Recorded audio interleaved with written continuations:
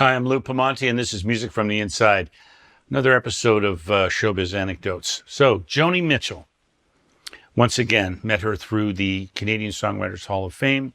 We inducted Joni in 2007. We had a wonderful cast of people who were coming to sing for her. James Taylor, Michael Bublé, Chaka Khan, and Herbie Hancock.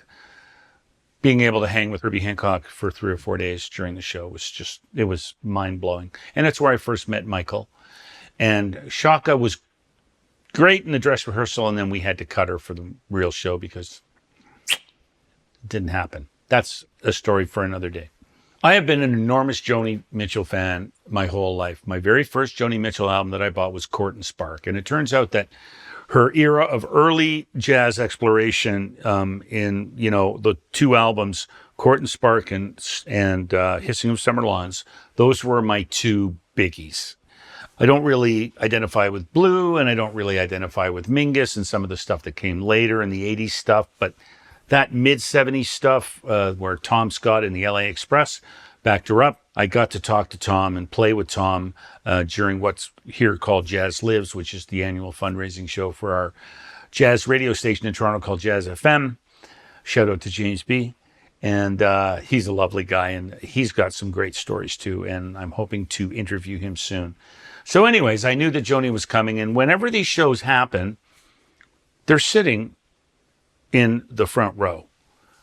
And so it was a little nerve-wracking to have Herbie and Joni sitting in the front row. But all was well, and it all came off great. Now, the night before the show, we have a dinner, and all of the key people are invited to this dinner at the King Eddie Hotel, a fancy hotel in Toronto. All the stars stay there and all of that. Anyways, me and my wife were sitting at a table next to the table that had Herbie and Michael and James and Joni at it. And we all know that Joni, in addition to loving her white wine, was an avid smoker. I don't know if she still does, but her whole life she smoked. She got special compensation from the King Eddie Hotel to smoke in her suite. I don't know how it worked, but they actually got it. But at the dinner in the dining room, it was a no-go. She was not allowed to smoke. So my wife was watching this. My wife, she's paying attention. She saw Joni get up. And she said, "She's going for a cigarette, Lou." And I said, "I don't smoke." I said, "Go and smoke." So I Joni's been out for about a minute, and I follow her out. And sure enough, she's standing in the airlock going to the outside. Now, these shows usually happen in the winter, so it's fairly cold outside. Her and I think her assistant were standing in there. So I walked in to the airlock, and I said, "Can I bum a smoke?"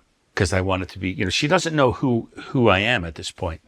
And the assistant gives me a smoke, and I turn to Joni and I start the little spiel. "Hi, Joni, I'm Lou Pamonti. I'm the musical director, blah, blah, blah." She just tuned out. Not interested in the least. So a few minutes go by, and we drink a little bit more wine, and we smoke a little bit more, and things are getting a little bit looser in there. And I start to become a part of the conversation, and we're chatting about nothing really.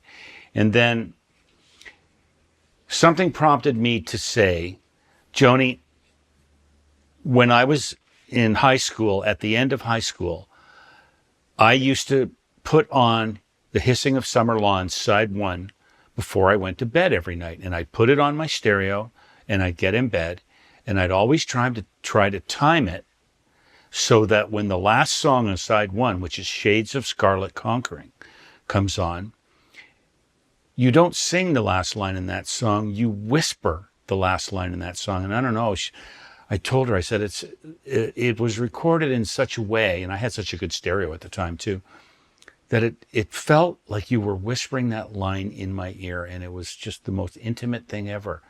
And I said, "I can't remember what that line is." And she goes, "I can't remember what that line is either." Silence for about 3 or 4 seconds. And then she leans over and whispers in my ear with her lips touching my ear and goes, "A woman must have everything."